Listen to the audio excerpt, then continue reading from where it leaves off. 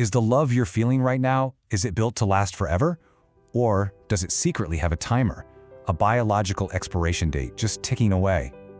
You know, they always say love has an expiration date, that the spark, it just can't last. But is that really true? Is that the whole story?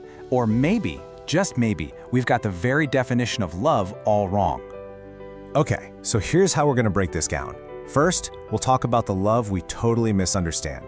Then, we'll get into passion's biological clock, why logical relationships are a trap, the unspoken role of sex, how the media sells us a fantasy, and finally, what real, authentic love looks like. Okay, first things first. To really get to the bottom of this, we have to pull apart two very powerful feelings that we mix up all the time. I'm talking about passion and true love. And believe me, they are not the same thing. So just take a look at this. On one side, you've got passion, right? That's that fiery, intense, I gotta have you feeling. It's based on attraction, it's about possessing someone, and here's the kicker, it has a biological expiration date. But then, on the other side, you have actual love. This is totally different. It's a timeless, selfless connection. It's all about the we, not the me. It's a boundless, unconditional bond.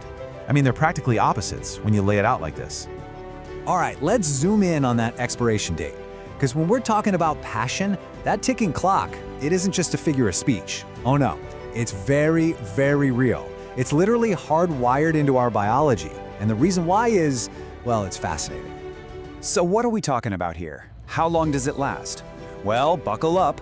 Biologically speaking, that intense, all-consuming, can't eat, can't sleep feeling of passion, it lasts for about 24 months. Yep, 2 years.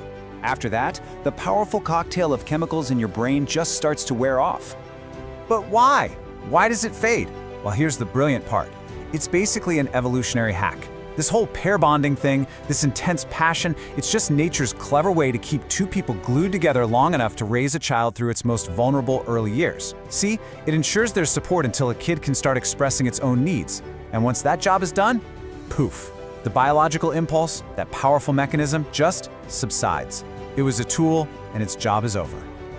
Okay, so if passion is basically a ticking time bomb, what's the alternative? Well, some people go to the complete opposite end of the spectrum, the logic relationship. You know, a partnership built not on messy feelings, but on cold, hard calculation. And what does that look like? Well, it's basically a business deal, a life engineering project, to borrow a phrase. It's like a checklist. Do our finances align? Does this improve my social status? Is it convenient? And yeah, maybe it looks good on paper, but when you treat a partnership like a transaction, you just suck all the life out of it. You lose any chance for a real, genuine connection, and with it, any chance for real joy. So you've got fiery, temporary passion on one side and cold, transactional logic on the other. But whether it's one or the other, or something in between, there's one core element that underpins everything, and it's something we often don't like to talk about: sexuality. And this is so important. A couple's world first separates in the bedroom. See, sexuality isn't just some bonus feature of a relationship. It's often the very foundation. It's the core connection.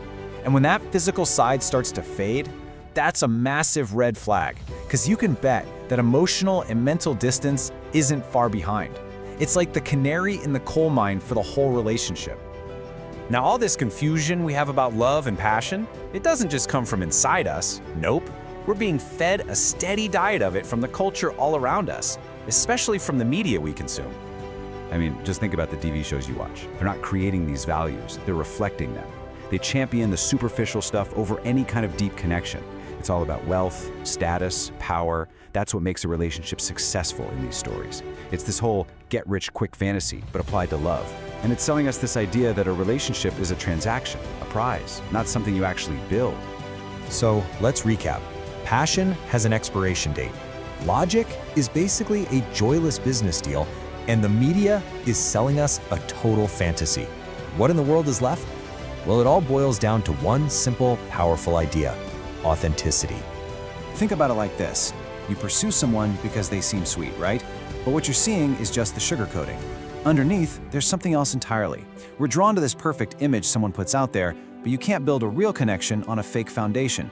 The second that sugarcoating melts away, and it always does, the whole thing just falls apart. Here it is, plain and simple. The person you go to bed with should be the same person who wakes up in the morning. It's about dropping the act, avoiding what you could call cosmetic fraud. Because real, lasting love isn't about being perfect, it's about being consistent. It's about knowing, deep down, that the person you're with loves the real you, warts and all. That's the only thing that's truly built to last. So, that really just leaves us with one last big question. A question for you to really think about.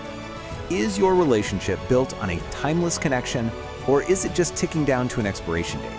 Because the answer to that, well, it changes absolutely everything.